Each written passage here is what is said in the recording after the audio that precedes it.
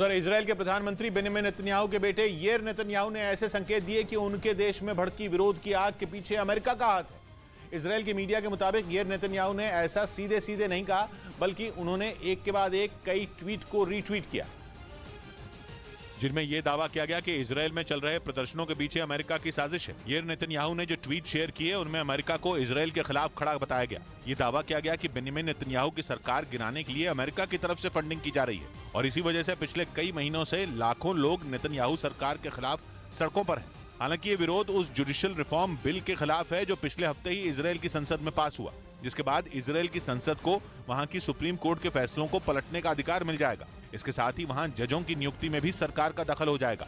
और इसी वजह से इजराइल में प्रदर्शन कर रहे लोग बेंजामिन नेतन्याहू को लोकतंत्र का विरोधी करार दे रहे हैं, क्योंकि उनका मानना है कि भ्रष्टाचार के केस में फंसे नेतन्याहू अपने आप को बचाने के लिए ये बिल लेकर आए और इसके जरिए वो इजराइल की न्यायपालिका की ताकत को कमजोर करना चाहते हैं। लेकिन अब उनके बेटे याईर नेतन्याहू इशारों में इजराइल में भड़की आग के लिए अमेरिका को जिम्मेदार ठहरा रहे हैं, जबकि ईरान के खिलाफ अमेरिका खुलकर इजराइल के साथ खड़ा है। वो लगातार इजराइल को यह भरोसा दिला रहा है कि ईरान को दोनों मिलकर रोकेंगे, लेकिन लगता है कि बेंजामिन नेतन्याहू के बेटे को अमेरिका पर भरोसा नहीं है।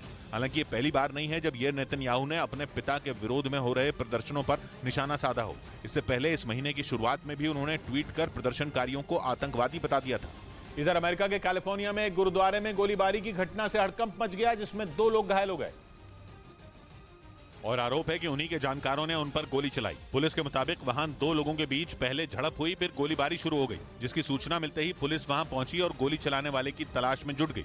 उधर ईरान के मीडिया के मुताबिक ईरान ने सीरिया में मौजूद अमेरिकी सेना के ठिकानों को मिसाइल से उड़ा देने की धमकी दे दी। ईरान ने चेतावनी दी कि सीरिया में अगर उसके समर्थन वाले चरमपंथी लड़ाकों के ठिकानों पर फिर हमला किया गया तो इसका करारा जवाब मिलेगा, क्योंकि सीरिया में मौजूद अमेरिका के 25 ठिकाने मिसाइलों के निशाने पर हैं। खबर के मुताबिक ईरान ने अमेरिका को धमकाया कि अब अगर सीरिया में उसके समर्थन वाले लड़ाकों पर हमला हुआ तो अंजाम बुरा होगा। ईरान ने ये चेतावनी तब दी जब 24 मार्च को अमेरिका ने सीरिया में चरमपंथी लड़ाकों पर एक बड़ी एयर स्ट्राइक की थी। अमेरिका ने दावा किया था कि उसके हमले में ईरान के समर्थन वाले चरमपंथी लड़ाकों को भारी नुकसान पहुंचा था, जबकि ईरान के मीडिया के मुताबिक अमेरिकी वायुसेना की स्ट्राइक में 19 लोगों की मौत हुई थी, जिनमें ईरान के समर्थन वाले 16 चरमपंथी लड़ाके भी शामिल थे। इसी वजह से ईरान अमेरिका पर बुरी तरह भड़क गया और उसने इसे सीधे सीधे ईरान पर हमला बता दिया और ये चेतावनी दे दी कि अब सीरिया में अमेरिकी सेना के ठिकानों की खैर नहीं है। ईरान ने 24 मार्च को सीरिया में की गई अमेरिका की एयर स्ट्राइक को एक आतंकी घटना बता दिया और दावा किया कि अमेरिकी सेना की एक बड़ी संख्या ने